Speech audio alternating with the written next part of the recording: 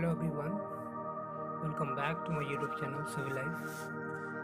Today we will start chapter 3 of C.V. Raman's biography. That is, this is a question. Do you really belong to this junior BA class? So it is very interesting to read this incident of Dr. C.V. Raman's life when he was in BA class. Okay.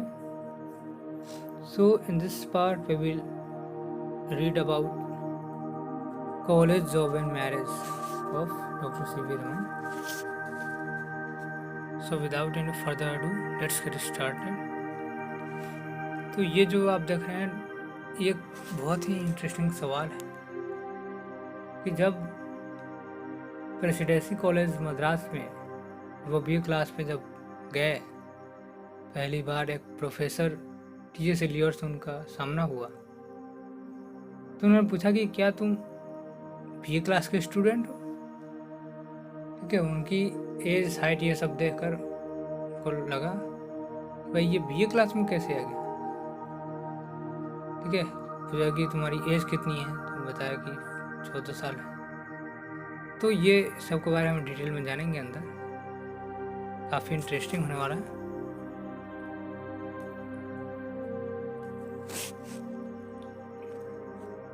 तो अब तक हम ये देखें कि उन्हें presidency college Madras में क्या है एडमिशन मिल चुका है।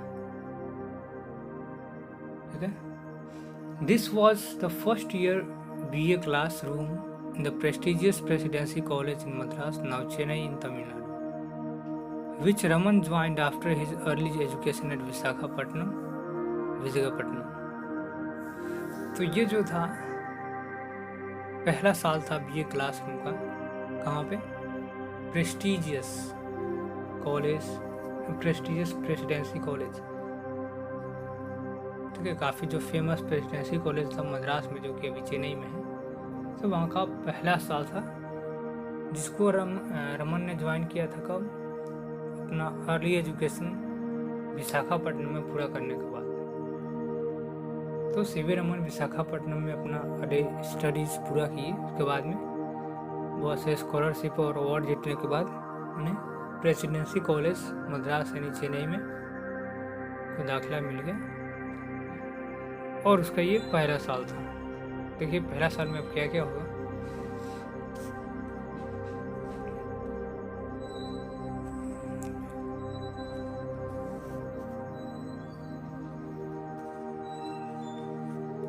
The Presidency College was a dream destination for students in those days, particularly in Madras province. तो ये जो प्रेसिडेंसी कॉलेज है ये उन दिनों क्या होता था स्टूडेंट के लिए एक ड्रीम हुआ करता था। शायद जो है IIT, UPSC, IAS ये सब जो होता है ड्रीम होता है बच्चों के लिए, उसी तरह से उन दिनों में क्या होता था, ये प्रेसिडेंसी कॉलेज में जाना लोग सबका सपना होता था कि भाई इसमें चला जाए तो मज़ा आ जाए। ठीक है, तो विशेष रूप से जो मद्रास प्रोविंस के अंदर जो लोग रहते थे, जो स्टूडेंट थे, उनके लिए ये एक डेस्टिनेशन, एक लक्ष्य होता था, एक सपना होता था।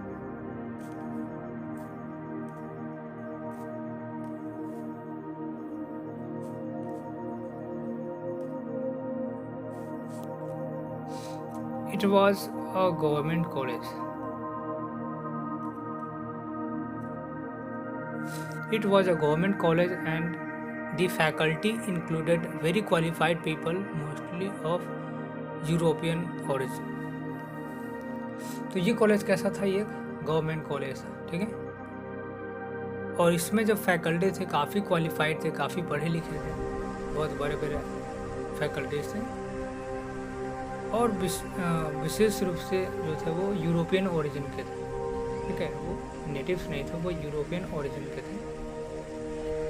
नहीं, उनका वो यूरोप से आए थे, उनका जन्म था वो यूरोप में हुआ था और वो यहाँ पे पढ़ाया करते थे।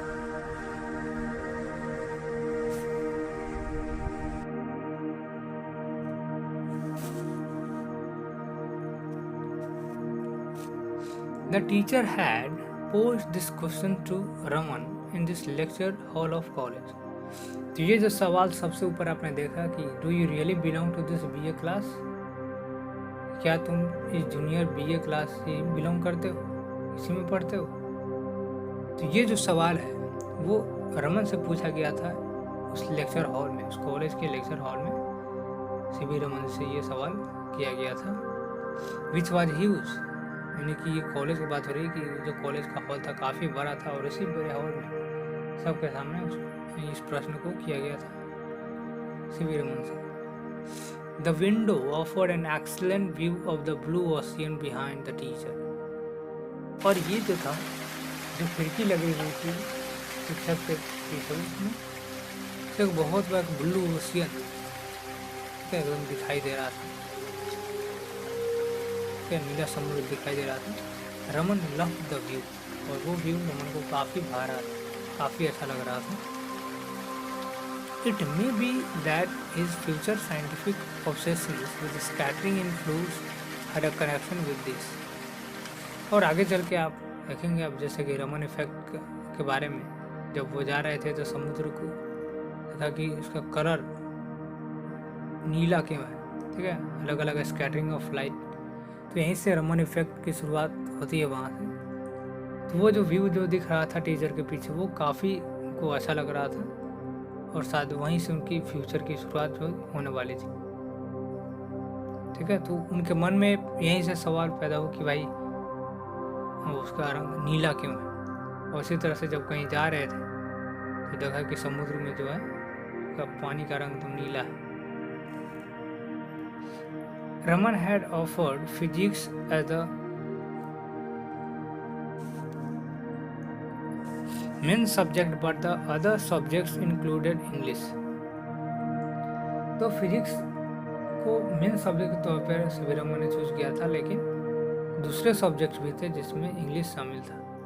तो जैसा कि इंग्लिश लिटरेचर में भी काफ़ी वो आगे थे, फिजिक्स में ही थे, म्यूजिक में इंटरेस्ट था उन्हें, ठीक है। The college had a large number of European faculty members, included Professor E.H. Eliot, ठीक है। तो कॉलेज में जैसा कि यूरोपियन ओरिजिन के बहुत सारे फैकल्टीज थे वहाँ पे, और इसमें कौन कौन इसमें शामिल थे? Professor E.H. एलियोट, वो टॉट इंग्लिश, और इंग्लिश के जो उनके टीचर थे वो E.H. एलियोट थे, वही उन्हें इंग्लिश पढ़ाते थे। Professor Bilderbeck was another teacher of English. तो दो टीचर थे जो इंग्लिश पढ़ाते थे, एक प्रोफेसर E.H. एलियोट और प्रोफेसर बिल्डरबेक, ये दोनों ही इंग्लिश के प्रोफेसर थे उनके। Raman was very young, just 14 year of age. तो उस समय इस कॉलेज में रमन जो बहुत ही छोटे थे, लगभग 14 साल की उम्र के थे।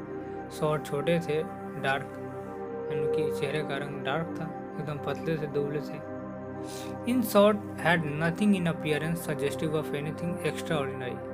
उन्हें देख कर कुछ ऐसा नहीं लगता था कि भाई ये कोई एक्स्ट्रा ऑर्डिनरी बच्चा है, इसमें कोई टैलेंट है ये, ठीक है। एकदम दुबले पतले से, कमज़ोर दिखने वाले, कोई फिजिकल अपीयरेंस उतना नहीं दिख रहा है, कोई देख ले कि हाँ बच्चा में कुछ टैलेंट है, कुछ एक्स्ट्रा ऑर्डिनरी है। He was wearing a simple lungi, वो थोड़ा आराम से सिंपल लुंगी पहना करते थे। And had a cap on his head, अपने सिर पे एक बड़ा सा कैप रखा करते थे। In short it was easy to attribute his presence to a mistaken entry into a senior class. और कम शब्दों में अगर ये कहा जाए तो it was easy to attribute, तो ये बात कहा जा सकता है कि वो मिस्टेकली, ठीक है, ये एक लगाया जा रहा है कि भाई वो गलती से सीनियर क्लास में आ गए, ठीक है, यानी कि वो है जूनियर स्टूडेंट और वो गलती से सीनियर क्लास में वो आ गया है, मिस्टेक से कोई एंट्री ले लिया है। The question was posed by professor Eliot, who wondered if this very ordinary boy had stayed into a college class instead of a high school class. Professor Elliot बहुत ही आश्चर्यचकित हो गए इनको देखकर, भाई ये बच्चा जो है वो हाई स्कूल में पढ़ने गया है, कॉलेज में ही पढ़ रहा है। अब ये सवाल उसी समय ये सवाल ये पूछते हैं, do you really belong to this junior BA class? Professor Elliot inquired. क्या तुम सच में इस क्लास में ही पढ़ते हो?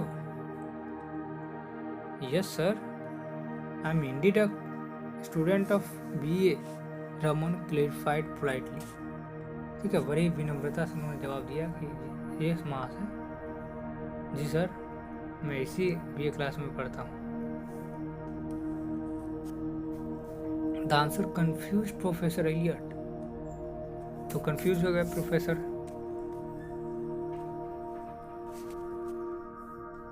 एंड फर्दर आर, फिर आगे पूछे, हाउ ओल्ड आर यू? पहले तो भाई देख कर उन्हें लगा नहीं कि भाई ये कॉलेज का स्टूडेंट है, अगर भाई इसको तो हाई स्कूल में पढ़ना चाहिए, कॉलेज में कैसे आ गया? तो जब जवाब दिए कि भाई कि मैं सच में कॉलेज में ही पढ़ता हूँ, तो फिर आगे सवाल पूछे कि भाई हाउ ओल्ड आर यू? तुम कितने साल के हो? 14 ईयर्स सर, सो मैं 14 साल का हूँ।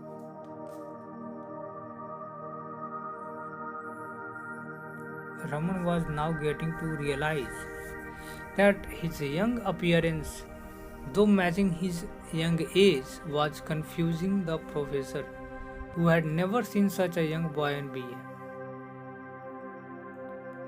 अब रमन ये महसूस कर पा रहे थे कि भाई ये जो यंग अपीयरेंस है, ठीक है, ये जो बहुत छोटे ये दिख रहे हैं, ठीक है, जो कि इसके एज से मैच कर रहा है, यानी जितना इनकी एज है उतना उस हिसाब से इनकी अपीयरेंस दिख रही है। लेकिन ये जो है प्रोफेसर को कंफ्यूज कर रहा है, क्यों कर रहा है? क्योंकि इस प्रोफेसर ने, यानी प्रोफेसर इलियट ने, कभी भी इतने छोटे कॉलेज के स्टूडेंट को नहीं रखा था।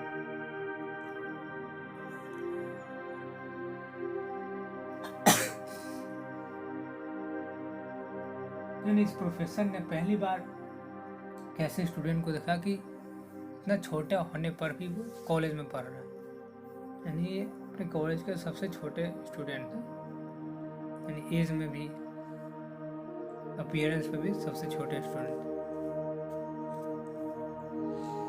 For Raman however it was nothing new, लेकिन रमन के लिए कुछ नया नहीं था कि भाई उनको भी आश्चर्य हो कि ये क्यों नहीं समझ रहे। वो सबको मैनेज किए। Having satisfied himself, though still puzzled, Professor Elliot went ahead with the lecture as usual. तो किसी तरह प्रोफेसर खुद को सेटिस्फाई किया, ठीक है, और अभी भी उनको आश्चर्य हो ही रहा था, लेकिन वो अपने लेक्चर टेबल पे चले गए।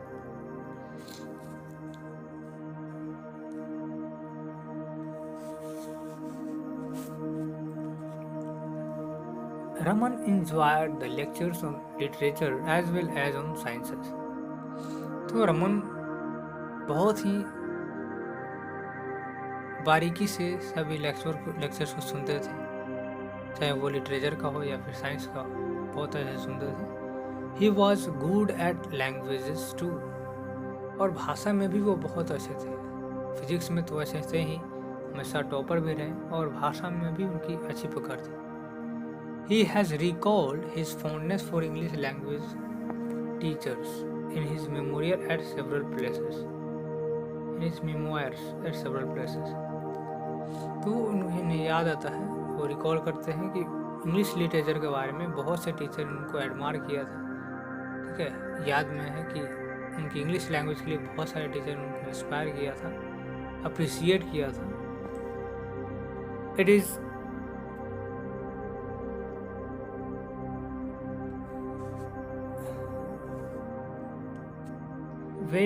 it is different matter that he had a strong interest in science, particularly physics. ठीक है, ये अलग मैटर है कि उनका जो इंटरेस्ट फिजिक्स में वो काफ़ी स्ट्रॉन्ग था, लेकिन ऐसा नहीं कि एक जगह स्ट्रॉन्ग है, फिजिक्स में काफ़ी स्ट्रॉन्ग इंटरेस्ट है तो बाकी जगह नहीं होगा, ऐसी बात नहीं है। वो फिजिक्स में तो बहुत अच्छे थे ही, साथ ही साथ लैंग्वेज में भी अच्छे थे। Very curious, intelligent, persistent and hardworking. Raman had all the signs of genius. एक जीनियस के जितने भी गुण होते हैं वो सारे सभी रमन के अंदर थे, चाहे वो क्यूरियसिटी हो, इंटेलिजेंस हो, परसिस्टेंस हो, ये हार्ड वर्किंग लेबोरियस हो। All those characters of genius were there in doctor C V Raman. He always impressed his teachers. This included his language teachers who commented very politely on his talent. ठीक है, हमेशा वो अपने teacher को impress किया करते थे अपने टैलेंट से, और ये सब में उनका जो लैंग्वेज का जो टीचर है वो काफ़ी ज़्यादा पॉजिटिवली कमेंट करते थे। ठीक है, तो हर तरह से उन्हें अप्रिसिएशन मिला ही करता था।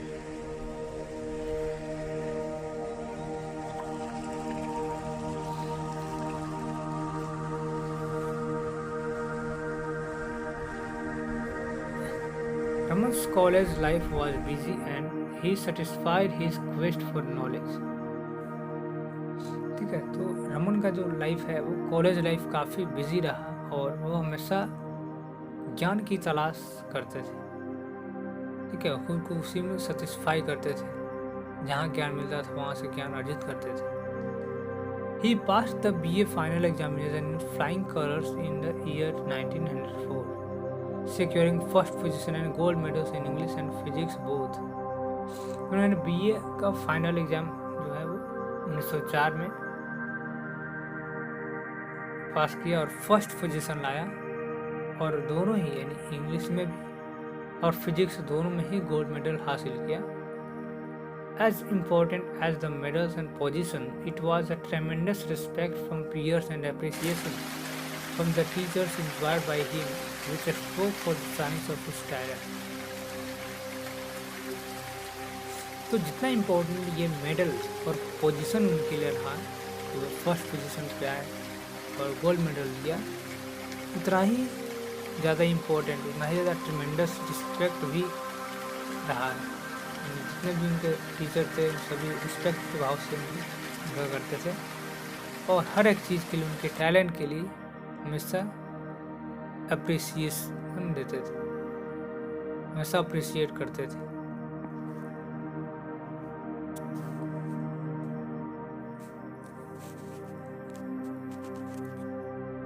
Another thing that characterized Raman was his fiercely independent nature. और एक और चीज़ जो उनका गुण में था वो था फियर्सली, पूरी तरह से इंडिपेंडेंट नेचर का होना। पूरी तरह से, यानी कोई भी किसी भी तरह की बाधा नहीं, किसी तरह की रुकावट नहीं, किसी तरह की निर्भरता नहीं, पूरी तरह से एकदम खुले विचारों वाले थे। His report card always had mention of his unusual intellectual capabilities and his pre-eminent position among the peers. ठीक है, उनके रिपोर्ट कार्ड से ही यानी जो अलग अलग जो डिसिप्लिन वगैरह होता है, इंटेलेक्चुअलिटी का होता है, तो उसे हमेशा वो उसमें एमिनेंट पोजीशन पे रहा करते थे। अपने पीयर्स, अपने साथियों के बीच में वो सबसे अव्वल रहा करते थे। These qualities were instrumental in shaping his future. तो जैसे ही शुरुआत में पढ़ा था कि बहुत सारे ऐसे फैक्टर्स थे जो हम जानते हैं, कुछ हम बहुत कम जानते हैं, कुछ को नहीं जानते हैं, और उनमें कुछ उनके दोस्त, कुछ बुक्स, कुछ जगह है, ये सभी चीज़ें शामिल थी। और ये जो क्वालिटीज़ है, ठीक है, इन क्वालिटीज़ ने ही उनके फ्यूचर को सेव करने में काफ़ी हेल्प किया। ठीक है,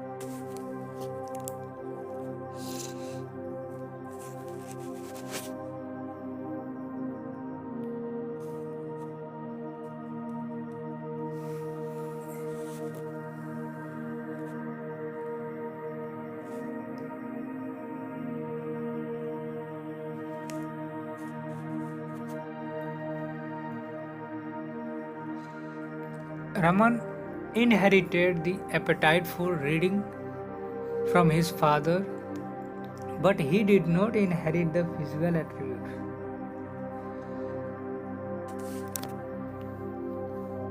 ठीक है, तो रमन ने पढ़ाई की एपेटाइट यानी कि भूख, तो पढ़ाई की भूख यानी कि पढ़ने की जो लगन है वो अपने पिता से इनहेरिटेड किया था, यानी कि वंशागत गुण के तौर पे अपने पिता से पढ़ाई की जो भूख होती वो उन्होंने ग्रहण किया था। But he did not inherit the physical attributes. लेकिन जो एक फिजिकल एट्रीब्यूट्स होता है, जैसा कि मैंने पहले ही बताया कि जिस तरह से उनके पिताजी स्पोर्ट्स में काफ़ी एक्टिव थे, उस तरह से सीवी रमन नहीं हो पाए। उनका फिजिकल अपीयरेंस उस तरह का नहीं था जिस तरह उनके पिताजी का या फिर किसी और मेंबर का था। Raman's father had also been a good sports person. तो एक अच्छे स्पोर्ट्स पर्सन रहे हैं अपने कॉलेज डेज में। This was in contrast with Raman who had weak physical constitution. और ये उनके विपरीत है। सीवी रमन अपने पिता इस मामले में अपने पिता से विपरीत थे। बाकी पढ़ाई के मामले में, म्यूजिक में इंटरेस्ट हो, फिजिक्स वगैरह सब के मामले में अपने पिताजी की तरह से पढ़ाई में हो, लेकिन फिजिकल अपीयरेंस के बारे में, फिजिकल कॉन्स्टिट्यूशन के बारे में देखा जाए तो एक दूसरे के विपरीत थे।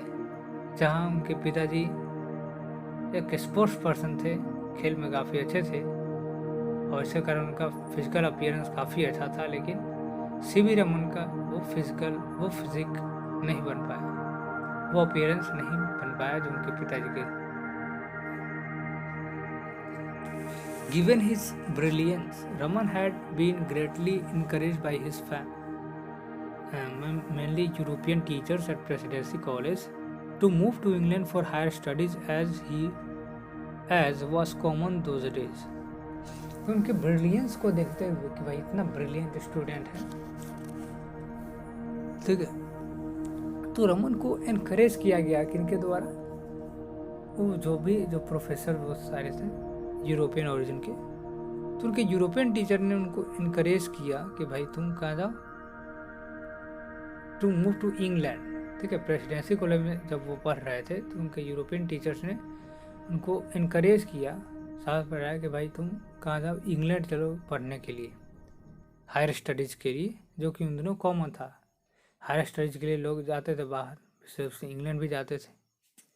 But Raman did not go to England after his BA and the reason was his weak physical constitution। देखिए वो कहा ना कि उनके फिजिकल कंस्टिट्यूशन के कारण उनको काफ़ी कुछ प्रॉब्लम्स भी फेस करने पड़े। तो रमन को तो ये ऑफ़र मिला था कि भाई हायर स्टडीज़ के लिए तुम इंग्लैंड चले जाओ, लेकिन अपने फिजिकल कंस्टिट्यूशन के कारण, फिजिकल अपीयरेंस के कारण वो इंग्लैंड नहीं जा पाए BA के बाद। The civil surgeon refused to certify him to be physically fit for the cold and difficult European climate। जो सिविल सर्जन थे उस समय के, मतलब जाने से पहले एक मेडिकल होता है ना कि मेडिकल कराया जाता है कि ये फिट है कि नहीं है, वहाँ के क्लाइमेट को झेल पाएगा या नहीं झेल पाएगा। तो उस समय के जो सिविल सर्जन थे उन्होंने मना कर दिया कि भाई ये जो है वो फिजिकली फिट नहीं है वहाँ के क्लाइमेट और कोल्ड कंडीशन को झेलने के लिए।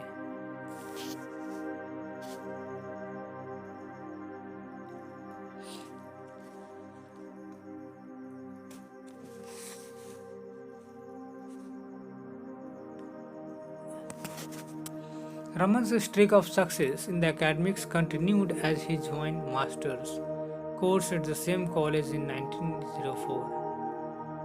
तो रमन के जो सक्सेस की जो ये रेखा चली जा रही थी वो एकदम कंटिन्यू रहा जब उन्होंने क्या किया मास्टर्स कोर्स। उसी कॉलेज में अलग अलग कोर्स हुआ करते थे, तो उसमें एक कोर्स था मास्टर कोर्स। तो 1904 में उन्होंने मास्टर कोर्स ज्वाइन किया। ही कंप्लीटेड MA इन फिजिक्स से उन्होंने MA किया, topping in the college in 1904, और इसमें भी टॉप किया। तो कोई ऐसा एग्ज़ाम नहीं था जिसमें कि वो नीचे रैंक पे आते थे, हमेशा सभी एग्ज़ाम में वो टॉप ही किया करते थे।